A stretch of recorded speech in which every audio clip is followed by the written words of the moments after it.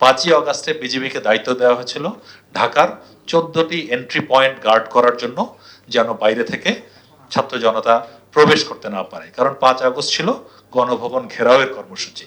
আমার বিজিবির সদস্য আছে 80-90 জন, এক এক দিক থেকে 10-15 হাজার ছাত্র জনতা আসছে। আমি বলেছি সবাই পোস্ট ছেড়ে দিয়ে সাইডে চলে যাও, জাস্ট ভ্যানিশ। অতটুকু বলতে পারি যে পরিস্থিতি পরিবর্তিত না হলে আমি এখানে থাকতে পারতাম কিনা তার নিশ্চয়তা আমি দিতে পারবো না। জুলাইয়ের শুরু থেকে পুলিশ মোতায়েন ছিল, আমরা মোতায়েন হয়েছি 16ই জুলাই থেকে স্বরাষ্ট্র মন্ত্রণালয়ের নির্দেশ পাওয়ার পরে। শুরুর দিকে একেবারে কম ছিল। আর আপনারা এই মোতায়েন সংক্রান্ত বিষয়ে বলতে চাই যে এটা টাইম টু টাইম কখনো বেশি হয়েছে, কখনো কম হয়েছে। সো গড়ে এটা 4000-এর মতো ছিল আমরা যদি 5ই অগাস্ট পর্যন্ত চিন্তা করি। আর কোন কোন দিন এমনকি 1000-1500 সারা দেশ মিলিয়ে কিন্তু, হ্যাঁ, ওরকম ছিল। তো যেটা বলছি যে সবসময় আমাদের চিন্তা ছিল যে যেখানে প্রয়োজন নাই, যেখানে অ্যাভয়েড করা যায় সেখানে আমরা বিজিবি মোতায়েন করব না। এমনকি অসংখ্য জায়গায় আমাকে বলা হয়েছে ঢাকায় মোতায়েন করার জন্য, আমরা করি নাই।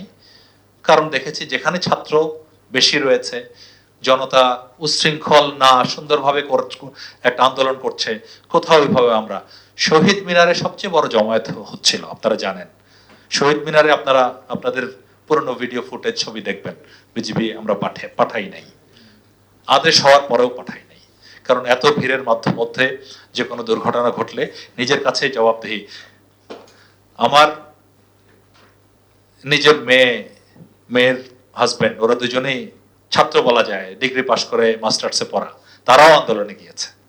সত্যি কথা বলতে তাদেরকে আমি বাধা দেই নাই। আমার আপন ভাগ্নে নিজে আন্দোলনে গেছে, বাধা দেই নাই। কারণ এটা একটা রাইট কজের জন্য আন্দোলন হচ্ছিল। তো যাই হোক, শাহবাগে বিজিবি দেখে থাকতে পারেন আপনারা, শাহবাগে ছিল। যখনই শাহবাগে বেশি জমায়েত হয়ে যাচ্ছে ছাত্র জনতা, আমি তাদেরকে জাদুঘরের ভিতরে পাঠিয়ে দিয়েছি যে তোমরা বলবে জাদুঘরের ভিতরে প্রোটেকশন ডিউটি তোমাদের, ওটা রক্ষার জন্য, বাইরের রাস্তায় যেন না থাকে। 5ই অগাস্টের কথা বলতে চাই। 5ই অগাস্টে বিজিবিকে দায়িত্ব দেওয়া হয়েছিল ঢাকার 14টি এন্ট্রি পয়েন্ট গার্ড করার জন্য, যেন বাইরে থেকে ছাত্র জনতা প্রবেশ করতে না পারে। কারণ 5 আগস্ট ছিল গণভবন ঘেরাওয়ের কর্মসূচি।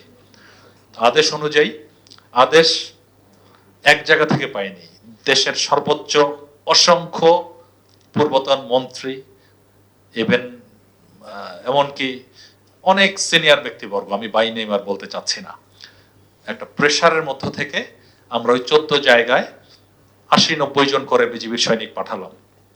14টা জায়গা আপনারা অনুমান করতে পারেন, আপনার টঙ্গী, যাত্রাবাড়ি, শনিরাখড়া, পোস্তগোলা, আশুলিয়া, ওইদিকের সব দিকের এরকম 14টা জায়গায়।